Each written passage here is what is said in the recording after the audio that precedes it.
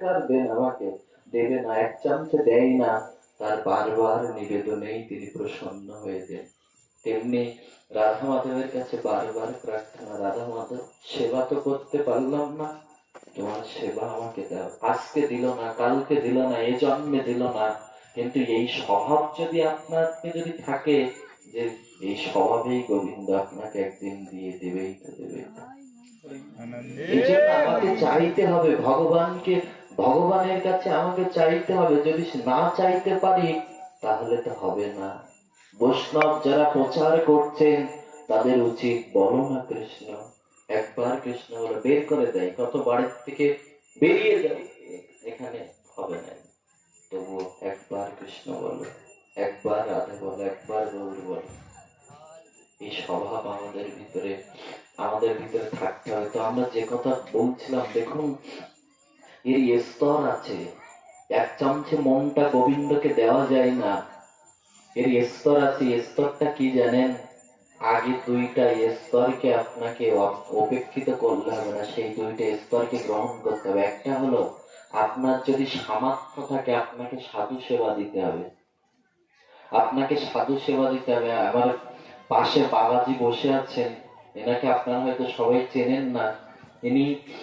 ইনি নিজেই খুব দুঃখী, বলেন আমি আজকে এখানে গুরু বৈষ্ণবের যেটুকু কৃপা হয়েছে, আমার কোনো সুকৃতি নাই, সাধন ভজন নাই, পড়ালেখা অক্ষর জ্ঞান আমার নাই, পেলেন কি করে? বললেন সাধু সেবা করেছে জীবনে, জীবনের ধামে গিয়ে, বৃন্দাবন গিয়ে তিনি সাধু সেবা করেছিলেন। পাকলা বাবাকে আপনারা চেনেন অনেকেই, তিনি বলেছিলেন বাড়িতে গিয়ে যেন আর মারামারি করো না, কাটাকাটি করো না, খুনোখুনি করো না। 10.5 কাটা জায়গা, 15 কাটা জায়গা ফেলিয়ে রেখেছে, বছরে গুরুজি আসবে বৃন্দাবন থেকে, ভাগবত হবে। তাই এই যে ত্যাগ ভক্ত ভগবানের সেবার জন্য, এই ত্যাগেই ভক্তিকে দৃঢ় করে। ভগবানের কৃপায় পুরো পরিবারকেই গুরুদেব তার চরণে নিয়ে নিয়েছেন, গৌর ভক্ত বানিয়ে দিয়েছেন। এটাই হলো সাধু সেবা। এই জন্য আমার প্রথম যে কর্তব্য, আমার জীবনের যে প্রথম, ওই মনটাকে গোবিন্দকে দিতে পারবো না। আমি যদি ভাবি মনটাকে গোবিন্দকে দেব, দিতে পারবো না। কেন জানেন? অনেকেই গ্রাম বাংলায় বলে মন ভালো থাকলেই সব ভালো, হরিনাম করার প্রয়োজন নাই, একাদশী সাধু সঙ্গ করার প্রয়োজন নাই, আমার মন ঠিক আছে। মন ঠিক থাকলে, মন ভালো থাকলে আমার সব ভালো। কিন্তু শুনুন, এই কথাটা কারা বলে জানেন? যাদের এখনো পর রমণী দেখে নিজের দৃষ্টি শুদ্ধ হয়নি, তাদের বদনের এই কথা। মনটাকে আপনি মনে করলেই গোবিন্দকে দিতে পারবেন। এর প্রমাণ কোথায় জানেন? ভগবান শ্রীকৃষ্ণ যে সময় অর্জুনকে গীতার সেই বাণী বললেন, ভাগবত বাণী বললেন, অর্জুন বললেন প্রভু বাতাসের প্রচন্ড গতিবেগকে রুদ্ধ করা যায়, কিন্তু বললেই মনের চঞ্চলা বেগকে রুদ্ধ করে তোমার চরণে দেওয়া যায় না। প্রচন্ড বেগে বাতাস হলো, আপনি কাপড় টানিয়ে দেবেন, বাতাস রুদ্ধ হয়ে যাবে। প্রাচীর ভেদ করে বাতাস ওই পাশে যেতে পারে না। পারে কি? পর্বত প্রাচীর ভেদ করে কি বাতাস অতিক্রম করতে পারে? পারে না। অর্জুন বলছেন গোবিন্দ প্রচন্ড বাতাসের গতিবেগকে রুদ্ধ করা যায়, কিন্তু বললেই মনকে তোমার চরণে দেওয়া যায় না। স্বয়ং ভগবান অদ্বৈত পরতত্ত্ব সীমা ব্রজ রাধা মাধব এতে চাংশ কলাপঞ্চ কৃষ্ণেষ্টু ভগবান, স্বয়ং ভগবানের সামনে অর্জুন বললেন যে প্রভু বাতাসকে রুদ্ধ করা যায়, কিন্তু বললেই মনটাকে তোমার চরণে দেওয়া যায় না। আর আপনি বলে দিলেন মন ভালো থাকলে সবই ভালো। মন তখনই ভালো হবে যখন আপনি গোবিন্দের চিন্তা করবেন, হরি নাম করবেন। হরিদাস ঠাকুরকে জিজ্ঞাসা করছেন, হরিদাস ওটো লও প্রসাদ পাও, তোমার কোন বেদি হয়েছে, তুমি প্রসাদ কেন পাচ্ছ না? হরিদাস বললেন বেদি হয়েছে, তবে কোথায় জানো? দেহ সুস্থ হয়, অসুস্থ বুদ্ধি মোর মন। আমার দেহটা ভালো আছে, বৃদ্ধ হরিদাস নড়তে পারে না, চড়তে পারে না, শুয়ে শুয়ে হরিনাম জপ করছে। তিনি বলছেন আমার দেহটা ভালো আছে, কিন্তু আমার মন বুদ্ধিটা অসুস্থ। কেন জানো? আমি 3 লক্ষ হরিনাম আর জপ করতে পারি না। আপনার মনই তখন খারাপ হবে, মন তখনই অসুস্থ হবে যে সময় আপনি হরিনাম করতে পারবেন না, ব্রত করতে পারবেন না, তখনই খারাপ হবে। এইগুলো পরিত্যাগ করে মন ভালো হতে পারে না, কখনোর জন্য ভালো হতে পারে না। এই জন্য মনটাকে বললেই গোবিন্দকে দেওয়া যায় না, দেওয়ার স্তর আছে। প্রথম হলো বিত্তজা, অর্থাৎ আপনার যে অর্থ আছে যৎসামান্য সাধু সন্তের সেবায় লাগানো। প্রত্যেক গারস্থের উচিত তার বাৎসরিক যে আয় আছে সেই আয়ের সামান্যতম অংশ হলেও সাধু সেবাকে দেওয়া। যে গৃহে বৈষ্ণব আসে না, যে গৃহে পরমহংস দিব্য বৈষ্ণব গুরুদেবের শ্রী বৈষ্ণবের চরণ ধরি পড়ে না, ভাগবত সে গৃহকে শ্মশানের সমান করলেন, সে গৃহকে শ্রীগালের গর্ত তুল্য করলেন। যে শ্রীগালের গর্ত তুল্য যে গৃহে বৈষ্ণব অনেক অনেক কিছু আয়োজন করেছেন, অনেক কিছু দিয়েছেন, কিন্তু বৈষ্ণব গৃহে আসেনি, হরিনাম হয়নি, ওই গৃহে কখনোর জন্য সুখ থাকতে পারে না। কেন জানেন? অশোক বনে সীতা দেবী, বড় মার্মিক কথা শুনুন, অশোক বনে বাচ্চা রাবণ তুলে সীতা দেবীকে কোথায় রেখেছিল? বড় মার্মিক কথা, এ কথা বড় বিরল। যদি এই তত্ত্ব নিতে পারেন অবশ্যই ভগবানের প্রতি সাধু সন্তের প্রতি ভক্তি এগোবেই তো এগোবে। রাবণ সীতাকে তুলে কোথায় রেখেছিল? অশোক কাননে। অশোক কানন মানে কি জানেন? অশোক বন। অশোক অর্থাৎ যেখানে কোনো শোক প্রবেশ করতে পারে না, তারই নামই অশোক। অর্থাৎ রাবণ ওই বনটি এমন করে তৈরি করেছিল ওখানে কোনো জরা ব্যাধি, শোক, দুঃখ, যন্ত্রণা ওখানে প্রবেশ করতে পারবে না। এই জন্য সেই বনটার নাম হলো অশোক বন। আচ্ছা, অশোক বনে সীতাকে রেখেছেন, সীতা কেন কাঁদছে? মানুষ তো তখনই কাঁদে যখন শোক পায়, দুঃখ পায়, জ্বালা যন্ত্রণা পায়। কিন্তু রাবণ ওই বনটি এমন করে তৈরি করেছেন যে ওই বনের ভিতরে কোনো শোক প্রবেশ করতে পারবে না। সীতা কেন কাঁদছে? সীতা কেন কাঁদছে জানেন? সীতা রাবণকে বলতে চাচ্ছে, রাবণ এটা তোমার অশোক বন হতে পারে, কিন্তু শোনো, পৃথিবীর যতই যেটা অশোক বন হোক না কেন, যে স্থান হোক না কেন, সেখানে যদি সাধু সন্তের বাস না থাকে, হরিনাম যদি না থাকে, শ্রী বিগ্রহের সেবা যদি না থাকে, জীবের সেটাই বড় দুঃখের জায়গা। তোমার এটা অশোক বন হতে পারে, অনেক কিছু দিয়ে তুমি সাজাতে পারো, কিন্তু এখানে সাধুগুরু বৈষ্ণব নাই, আছে রাক্ষসের কোলাহল। এখানে হরিনাম নাই, ভাগবত সেবা নাই, এটাই হলো জীবের বড় দুঃখের জায়গা। অট্টালিকা আছে, রাজপ্রাসাদ আছে, যদি সাধু সন্তের আগমন না থাকে, হরিনাম ত্রিসন্ধ্যা যদি না হয়, ভাগবত বিগ্রহের সেবা না হয়, সীতা দেবী বললেন ওটাই তোমার জীবনের বড় দুঃখের জায়গা। পরম শান্তি দিয়ে ভরিয়ে দিত। কিন্তু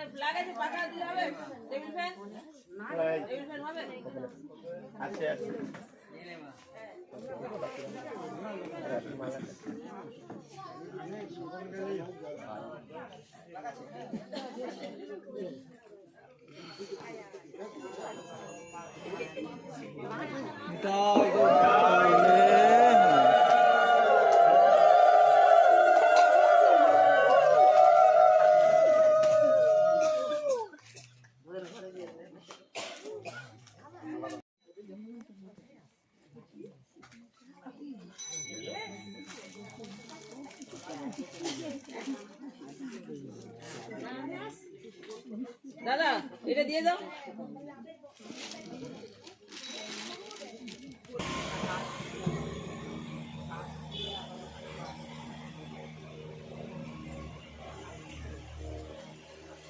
জানিতে আমরা যেটা আস্বাদন করছিলাম,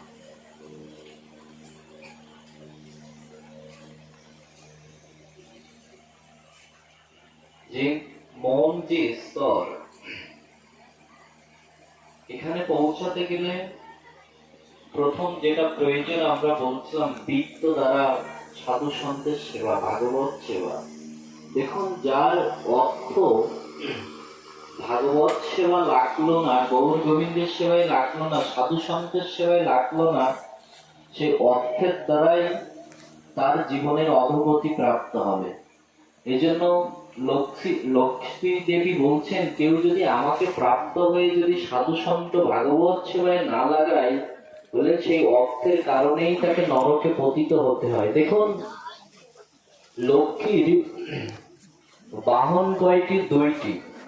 দেখুন, কেউ যদি বৃত্ত দ্বারা কেন ভগবত সেবা কেন করতে হবে? প্রথম যে স্তরটি বলছেন, অর্থ দ্বারা, বৃত্ত দ্বারা, দেহ দ্বারা এবং মন দ্বারা যে ভাগবত সেবার যে প্রথম সহজ যেটা, যে বৃত্ত দ্বারা ভাগবত সেবা কেন করতে হবে শুনুন। আচ্ছা, আমরা কেউ যদি সম্পদ প্রাপ্ত হই, কি বলি? বাড়িতে লক্ষ্মী এসেছে, তাই না?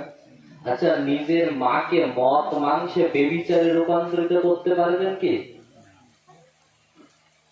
লক্ষ্মী প্রাপ্ত হয়ে এটাকে রূপান্তরিত করতে পারবেন? দেখুন, লক্ষ্মী দেবী বলছেন, যিনি আমাকে প্রাপ্য হয়ে, লক্ষ্মীর বাহন কয়টি? আমরা যেটা বলছিলাম দুইটি।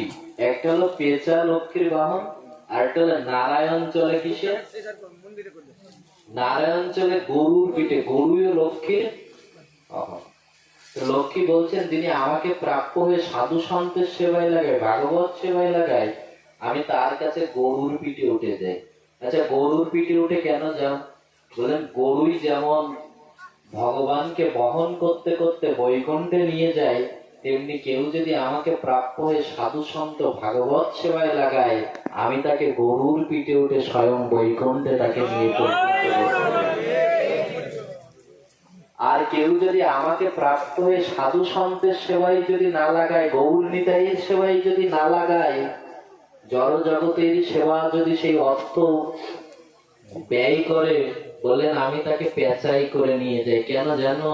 পেঁচা যেমন দিবাভাগে সূর্যের কিরণ দেখে না, অন্ধকারই তার জীবনের একমাত্র পথ চলা, তেমনি বলছেন তাকে উলুকের পিঠে উঠে সারা জীবনের জন্য তাকে অন্ধকার নরকেই নিক্ষেপ করে, যিনি আমাকে প্রাপ্ত হয়ে ভাগবত সেবায় লাগায় না। এই জন্য আমাদের উচিত প্রত্যেকটা বছরে বাৎসরিক যে উপার্জন আমরা করি, তার থেকে কিঞ্চিত অর্থ হলেও সাধু সন্তের সেবায় লাগাই। কিন্তু সাধু সন্তের সেবা আমরা বুঝলাম না, জামায় আদর বুঝি, মরণ মাতব্বরের সেবা বুঝি, ভক্ত ভগবানের সেবা আমরা বুঝি না। এই যার জন্য এর দ্বারাই আমাদের অনাত্ম। আমাদের জীবনের প্রথম উচিত হলো বৃত্ত যা, অর্থাৎ অর্থ দ্বারা ভাগবত সেবা। কিন্তু আমাদের গতি কি জানেন? আমাদের যেটা নাই সেটাই আমরা ভগবানকে দেওয়ার জন্য ব্যস্ত হই। কোন এক গুরুদেব, তিনি তার আশ্রমে আছেন, তো এই আশ্রমে তার এক শিষ্য গেলেন। তার অত্যন্ত গায়ে বলবানশালী, অত্যন্ত সুস্থ শরীর তার। তো গুরুদেবকে গিয়ে বলছেন, গুরুদেব, ভগবান আমাকে ভালো শরীর দিয়েছে, শরীরে অনেক বল দিয়েছে, কিন্তু আমার কোনো অর্থ দেয়নি, দরিদ্র করে রেখেছে। যদি আমাকে ভগবান যদি অর্থ দিত, তোমার মঠ মন্দিরের জন্য কিছু অর্থ দিয়ে সেবা করতাম, মন্দিরটা সংস্কার করতে পারতে, মন্দিরের উন্নয়নের জন্য অর্থ দিতাম। কিন্তু ভগবান আমার গায়ে বল দিয়েছে, ক্ষমতা দিয়েছে, অর্থ দেয়নি। কিছুক্ষণ পরে আরেকজন শিষ্য এলেন, এসে বলছেন, গুরুদেবকে প্রণাম করে বলছেন, দেখুন কতটা কপটতা আমাদের। গুরুদেবকে প্রণাম করে বলছেন, গুরুদেব, ভগবান আমার অনেক অর্থ দিয়েছে, কিন্তু আমার শরীরে সুস্থতা দেয়নি। আমার শরীরটা যদি সুস্থ থাকতো, ভালো থাকতো, যে মঠ মন্দিরে অনেক সেবা করে দিতাম, রন্ধনের জন্য কাঠ চেরাই করে দিতাম, মন্দিরের জন্য অনেক কাজ করে দিতাম। কিন্তু গুরুদেব আমার অর্থ দিয়েছে, ভগবান আমার অর্থ দিয়েছে, কিন্তু শরীরে কোনো বল দেইনি। আমার শরীরে বল থাকলে মন্দিরের অনেক সেবা করে দিতাম। গুরুদেব নিতাই চাঁদের দিকে তাকিয়ে বলছেন, দেখেছো, সেটাই আমরা ভগবানকে দেওয়ার জন্য ব্যস্ত। গুরুদেব বলছেন, তোর অর্থ নাই, তোর গায়ে ক্ষমতা আছে, তুই একটু মন্দিরের সেবা পূজা করে দে। তোর ক্ষমতা নাই শরীরে, তোর অর্থ আছে, তুই মন্দির সংস্কারের জন্য, মন্দির সেবার জন্য কিছু অর্থ দে। কিন্তু যার যেটা নাই সেটাই আমাদের কতটা কপট। আমার যেটা নাই সেটা ভগবানকে দেওয়ার জন্য ব্যস্ত। আমার যদি একটা বাড়ি হতো, গাড়ি হতো, ছেলেটার চাকরি হতো, সাধু সেবা দিতাম, হলে সাধু সেবা দিতাম। কিন্তু যেটা আমার নাই সেটাই ভগবানকে দিতে চাই। এই কপটটা মনে থাকলে কি আর তার কৃপা পাওয়া যায়? যায় না। এই জন্য প্রথম আমাদের উচিত বৃত্ত দিয়ে ভগবত সেবা। তারপরে কি বললেন? দেহ দ্বারা। দেখুন, অভ্যাস ও যোগে নাম, অভ্যাস দ্বারা ভগবত সেবা করতে হবে, তা না হলে ভক্তি আমার ভিতরে দৃঢ়টা হবে না। চৈতন্য চৈতামৃতে বলছেন, জীবের স্বরূপ হয় নিত্য কৃষ্ণ দাস। আচ্ছা, এখানে নিত্য শব্দটা প্রয়োগ না করে তো বলতে পারতেন জীবের স্বরূপ কৃষ্ণ দাস। একথা না বলে নিত্য শব্দটি কেন বললেন জানেন? জীবের স্বরূপ নিত্য কৃষ্ণ দাস। দেখুন, অনেকে জপ করে, আজকে জপ করলো, দুদিন পরে আবার জপ করলো। কোথাও আত্মীয়ের বাড়িতে বেড়াতে গিয়েছে, জপের মালাটা বাড়িতে রেখে গিয়েছে, আবার এসে জপ করবে। বলেন, এটা নিত্য জপ হলো না। তেমনি কেউ যদি মনে করে আজকে ভগবানের সেবা দিলাম, 6 মাস পরে আরেকদিন দেব, দেখুন আসছে বছর আবার হবে, এটা ভক্তের মন্ত্র না। নিত্য নিরন্তর ভগবত সেবা করতে হবে। এই জন্য নিত্য কৃষ্ণের দাস। নিত্য মানে সব সময়। আমার যতদিন পর্যন্ত ইহকাল পরকাল, আমার জন্ম জন্মান্তরের জন্য আমি হলাম ভগবানের দাস। এই জন্য নিত্য কৃষ্ণ দাস। আমাকে নিত্য ভগবত সেবা করতে হবে, নিত্য অভ্যাসের মাধ্যমে গৌর গোবিন্দের সেবা করতে হবে, তাহলেই আমার ভিতরে ভক্তি আসবে। অভ্যাস না থাকলে আমার হবে না। এই জন্য বাড়িতে যে শ্রী বিগ্রহ আছে, যে ভাগবত বিগ্রহ আছে, কে নিত্য সেবা করুন। দেহ দ্বারা ফুল তুলসী তুলে গৌর গোবিন্দের চরণে দিন, সাধু সন্তের সেবা দিন, তাহলেই এই দেহ দ্বারা ভাগবত সেবা হবে। এই দেহ দ্বারা আর বৃত্ত দ্বারা ভাগবত সেবা করতে করতে যেদিন গুরু গোবিন্দের কৃপা হবে, জপিতে জপিতে যেদিন নামের কৃপা হবে, সাধু সন্তের কৃপা হবে, গুরুদেব যেদিন তার সেবায় প্রসন্ন হবে, তবেই সেই দিন অপ্রাকৃত নবীন মদন মোহনকে হৃদয় মন্দিরে বসেই সেবা দিতে পারবে। তার আগে নয়। এটা গুরু কৃপা ব্যতীত সম্ভব নয়। অপ্রাকৃত নবীন মদন মোহন কাম বিষ্কাম গায়ত্রী যার উপাসক। দেখুন, এই কামনাময় ধ্বংস জগতে আমরা হাজার চেষ্টা করলেও নিজের কামনাকে দ্রবীত করতে পারবো না, যদি গুরুদেব যদি আমার প্রতি প্রসন্ন না হয়। গুরুদেব যদি আমার প্রতি প্রসন্ন না হয়, এটাকে কখনোর জন্য জয় করা সম্ভব না। এই জন্য গুরুকে আগে প্রসন্ন করা উচিত। গুরুদেব কি করে প্রসন্ন হয়? গুরুদেব সেই শিষ্যের প্রতি প্রসন্ন হয় যে শিষ্য রাধা মাধব গৌর গোবিন্দের সেবার প্রতি অটুট থাকে, অটুট থাকে। এই জন্য আমাদের প্রয়োজন গুরু অনুগত্য। দেখুন, গুরু অনুগত্য আমাদের একান্ত প্রয়োজন। আমরা গ্রাম বাংলায় অনেকেই বুলি উড়িয়ে বেড়াই, হরি নাম করবো, ভগবত সেবা দেবো, দীক্ষা দেওয়া নিয়ে আমার কি প্রয়োজন? গুরু চরণ আশ্রয় কেন করতে হবে? হরি নাম করবো, ভাগবত সেবা করবো, দীক্ষা কেন নিতে হবে? দেখুন, কেউ যদি দুর্লভ মনুষ্য জন্ম পেয়ে যদি সৎগুরুর আশ্রয় না করে, ভাগবত বড় একটা দুঃসংবাদ দিয়েছেন, বলেন মৃত্যুর পরে তিনি মনুষ্য জন্ম নয় শুকর জনিতে জন্মগ্রহণ করবে। অনেক সাধন আছে, তপস্যা আছে, সৎগুরুকে প্রসন্ন করতে পারেননি, সৎগুরুর চরণাশ্রয় করেননি, পরবর্তীতে আর মনুষ্য জন্ম নয় শুকর করেই জন্ম নিতে হবে। গুরু ব্যতীত, গুরু দেখুন, গুরু গোবিন্দ হলে একে অপরের পরিপূরক। একজনকে ত্যাগ করে আরেকজনকে পাওয়া যায় না, এরকম কোন সিদ্ধান্ত শাস্ত্রকার দিয়ে যায়নি, আপনি দেখাতেও পারবেন না। ধ্রুব ভগবানকে দেখেছিলেন অনেক আত্মী নিয়ে, প্রেম অস্ত্র দিয়ে ব্যাকুলতা হয়ে পাগলের মতো ধ্রুব ভগবানকে দেখেছিল। ভগবান আসেনি কেন জানেন? আগে নারদকে পাঠালেন। নারদকে আগে পাঠালেন। নারদকে পাঠানোর পরে নারদ যে সময় ধ্রুবকে ভাগবত উপদেশ দিল, ভাগবত প্রাপ্তির উপদেশ দিল, তখনই এই ধ্রুব সেই পথে অবলম্বন করে গোবিন্দকে পেয়েছিল, তার আগে পায়নি। এই জন্য গুরুদেব যতদিন না পর্যন্ত ভাগবত প্রাপ্তির উপদেশ আমাকে না দিচ্ছে, ততদিন পর্যন্ত পাগলের মতো ব্যাকুল হয়ে গেলেও গোবিন্দ ওখানে আটকে থাকবে, আসবে না, আসবে না কখনোর জন্য। এই জন্য আমাদের প্রয়োজন আগে গুরুদেবের আশ্রয় নেওয়া। দেখুন, কোন ব্যক্তি যদি সমুদ্রে পতিত হয়, কোন ব্যক্তি, আপনি ছেলে মেয়ে স্ত্রী পুত্র নিয়ে সবকিছু নিয়ে আপনি আইল্যান্ডিং মহাসাগরের মধ্যখানে আপনি পতিত হয়েছেন, চন্ডালপুরে তার জন্ম হয়েছিল। তিনি কেন পেল জানেন? এই সবরই 14 বছর বয়সে যে সময় তার বিবাহ সম্পর্ক বাঁধে, এই বিবাহ দেবেন বলে তার পিতামাতা অনেক পশু পক্ষী ধরে নিয়ে আসেন। সবরই জিজ্ঞাসা করেন, এগুলো কি হবে? বলেন, তোর বিবাহেতে যারা আত্মীয় স্বজন আসবে তাদেরকে এগুলো খেতে দেওয়া হবে। সবরই বললেন, আমার বিবাহের জন্য, নিজ সুখের জন্য এতটা প্রাণীর বলিদান, এটা আমার মঙ্গলদায়ী হবে না, এরা আমাকে অভিশাপ করবে। কিন্তু সমাজ মেনে নিতে, আমাদেরও তো আছে তাই না, মেনে নিতে চাই না। সবরই কি করলেন জানেন? বললেন, সেই বিবাহ আমি করব না যে বিবাহ করতে গিয়ে এতগুলো প্রাণীর বলিদান করতে হয়। এদের রক্ত গঙ্গা স্রোত ভাসিয়ে আমার জীবনের প্রকৃত মঙ্গল হয় না, হতে পারে না। কারণ রক্ত গঙ্গা স্রোত বসিয়ে আপনার জীবনের প্রকৃত মঙ্গল কখনোর জন্য হতে পারে না। সবরই চলে আসলেন, এসে তিনি সাধুদের সেবা করতে লাগলেন, অরণ্যে মনি ঋষিদের সেবা করতে লাগলেন। যে সময় সেবা করতে লাগলেন, মনি ঋষিরা তাকে বললেন, মা ফিরে যাও, আমরা সন্ন্যাসী মহন্ত, আমরা তোমার সেবা নিতে পারবো না, ফিরে যাও। সবরই যায়নি। কি করলেন জানেন? গভীর রাত্রে তাদেরকে সেবা করত, তাদের যে মলমূত্র গুলো সবরই পরিষ্কার করে দিত, ঝাড়ু দিয়ে দিত, কাঠ এনে দিয়ে যেত। তারা বলতো, ও অলক্ষ্যে আমাদের সেবা করে কে?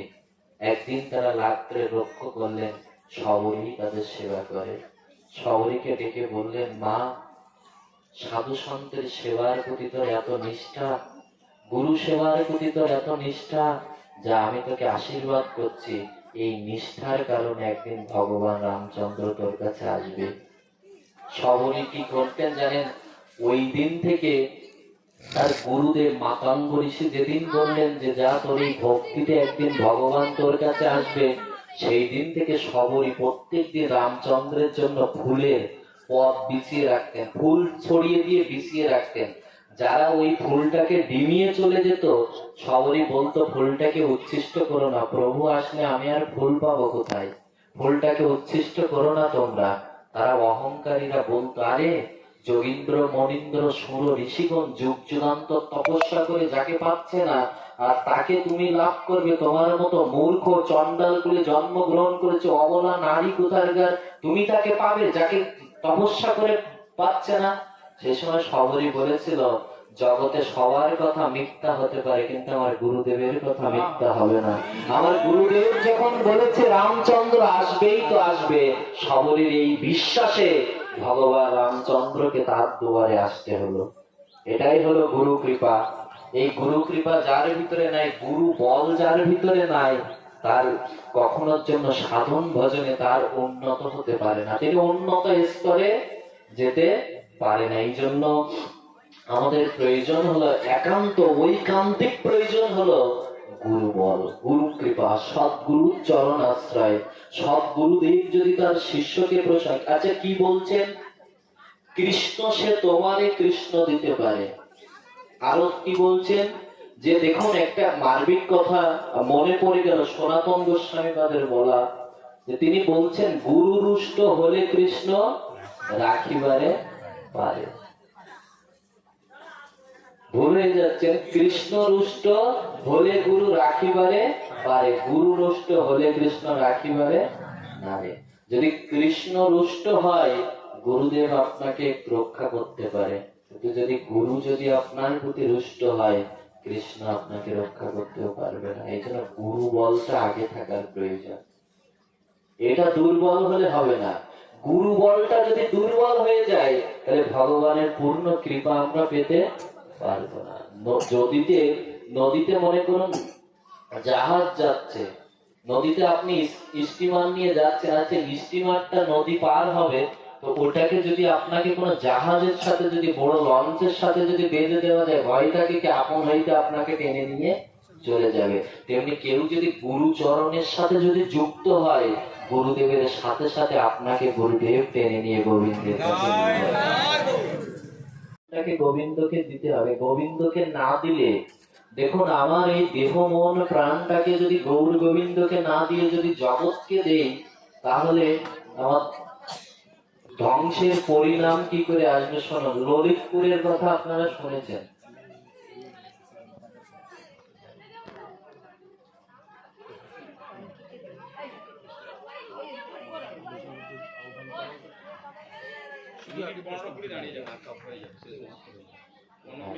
পাটে বিশ্রাম চলে যাচ্ছে।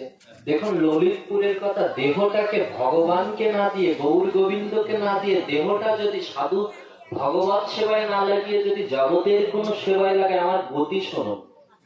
ললিতপুর, এই ললিতপুর নামটা হয় এক মায়ের কারণে। এই ললিতপুরে রাজা, যিনি রাজা ছিলেন, সেনার অনেকগুলো স্ত্রী ছিল। তার ভিতরে তার বড় যে স্ত্রী, প্রধান স্ত্রী ছিল, যার নাম ললিতা। এই ললিতাকে দেখতে শুনতে এতটাই রূপবান স্ত্রী ছিল, রাজা খাইতে শুইতে বসতে ঘুমাতে চলতে এই ললিতাকেই চাত, ললিতাকেই তার জীবনের সম্মুখে রাখতো। মা কৃপা করুন, বিশ্রাম হয়ে গিয়েছে, কৃপা করুন। এই ললিতাকেই তিনি ভালোবাসত, মন প্রাণ সবকিছু উজাড় করে, ললিতাকে ছাড়া চিনত না। কিন্তু ঘটনাক্রমে কি জানেন, এই ললিতার গায়ে একদিন কুষ্ঠব্যাধি হয়। কুষ্ঠব্যাধি হওয়ার পরে অনেক ডাক্তার কবিরাজ দেখায়, কিন্তু তার ব্যাধি ভালো হয় না। এক ঘরের ভিতরে বদ্ধ করে তাকে আটকে রাখলেন, পালিয়ে যাতে না যেতে পারে এই জন্য প্রহরী রাখতেন। ললিতা চোখের জল দিয়ে কাঁদে, দেহের যন্ত্রণার থেকে তার মনের যন্ত্রণাটা আজকে বেশি। যে রাজা আমাকে ব্যতীত থাকতে পারত না, আমার দেহটাই যার জীবনের একমাত্র লক্ষ্য ছিল, সে আজকে আমার ধারে আসে না, সে আমার কাছে আসে না। এই কি তাহলে এই দেহের পরিণাম? এই ললিতা এই যন্ত্রণা সহ্য না করতে পেরে তিনি আত্মহত্যা করবেন বলে চিন্তা করলেন, কিন্তু আত্মহত্যা করতে পারে না, ওখান থেকে পালাতে পারে না, প্রহরীরা আছে। কি করলেন জানেন, তার যে কর্ণে যে দুল ছিল, এই স্বর্ণের দুলটা এক প্রহরীকে দিয়ে তিনি পাঁচিলের ওই সাইডে চলে গেলেন। হামড়াতে হামড়াতে কি করলেন জানেন, তিনি কিছু দূর দূরে গিয়ে তিনি চিন্তা করছেন আত্মহত্যা করবেন। এই কিছু দূর দূরে একটা মন্দির ছিল, যেটা নৃসিংহদেবের মন্দির। এখানে গিয়ে তিনি চিন্তা করছেন আর দেহ রাখবো না, এবার জীবন ত্যাগ করব। কিন্তু যেখানেও আত্মহত্যা করবে, ওখানেই থাকতো একজন দিব্য মহাত্মা সাধুজি। তিনি বললেন, আরে ললিতা, আত্মহত্যা করবি তো আর জায়গা পেলি না, আমার এখানে এসেই তুই মরতে এসেছিস। সাথে সাথে ললিতা বললেন, আমি যে মরে যাব, আত্মহত্যা করবি, এটা আপনি কি করে জানেন? এটা আপনি কি করে জানেন? তো সাধুজি, আমি আত্মহত্যা করব যখন এটা আপনি জানতে পেরেছেন, আপনি মহাত্মা, আপনি সাধু সন্ত, আমাকে কৃপা করুন, হয় আমার জীবন ত্যাগ করতে দিন। বললেন, দেখ, জীবন ত্যাগ করিস না, আত্মহত্যা করা মহাপাপ, অনন্তকাল নরকেই পচে গলে মরতে হবে, কেন বা আত্মহত্যা করবি? বললেন, এই দেহ আর রাখবো না। সব বৃত্তান্ত বলার পরে ললিতা চরণে পতিত হয়ে বললেন, মহাত্মা কৃপা করুন, হয় আমার রোগ পুনরায় ফিরিয়ে দিন, আমার শরীর সুস্থ করে দিন, না হলে আমাকে মরতে দিন। সে সময় সাধু বললেন, ঠিক আছে, গোবিন্দ এই কৃপা আমাকে করেছে, তুই এক কাজ কর, আমি তো রোগকে ভালো করে দিতে পারি, তবে একটা কথা দিতে হবে। কথাটি হলো, তোর এই দেহটা আর জগতে কাউকে দিতে পারবি না, এই দেহটা একমাত্র নিতাই চাঁদকেই দিতে হবে, আর কাউকে নয়। তুই যদি এই প্রতিজ্ঞা যদি আমাকে করতে, আমাদের আজকে এই দুর্গতি। আপনাদের চরণে ভক্তি প্রণীতি পূর্বক আজকে আমাদের জীবন অত্যন্ত ধন্য, অত্যন্ত প্রাপ্ত। দেখুন, ভগবানের যখন করুণা হয়, তখন আমাদের সাধু সন্তের কাছে পৌঁছে দেয়। নিতাই বংশ অবতংশ দিব্য মহাত্মার আজকে এখানে আমাদের আবির্ভাব হয়েছে, তার দর্শন তার চরণ ধুলে প্রাপ্ত হয়ে আমাদের জীবনটা আজকে ধন্য হবে। আমাদের জীবন তখনই ধন্য হয় যখন মহান্তের চরণ ধুলে আমরা নিজেকে নিয়ে অভিষিক্ত হতে পারি। আজকে সেই সৌভাগ্য, আমিও নিজেকে অত্যন্ত সৌভাগ্য মনে করি এমন মহাত্মাকে দর্শন করে, এমন সাধু সঙ্গকে পেয়ে। আর নয়, আপনাদের চরণে ভক্তি পূর্বক প্রণতি পূর্বক পাঠে বিশ্রাম।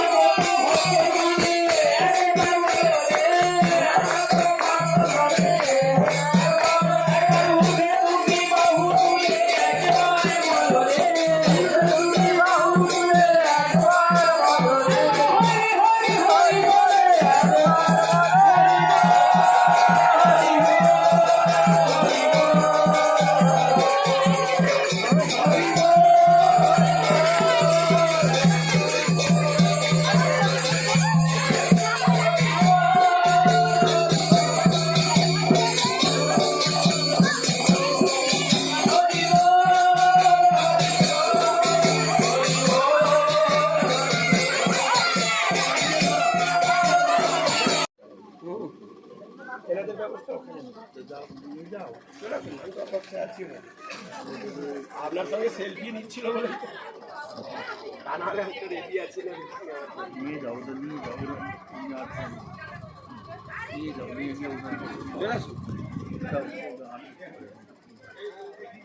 উনি অনেক পরে বুঝবেন, আরো অন্তত 1.5-2 ঘন্টা পরেও হতে পারে। হ্যাঁ, এটাই আমাদের এটাই।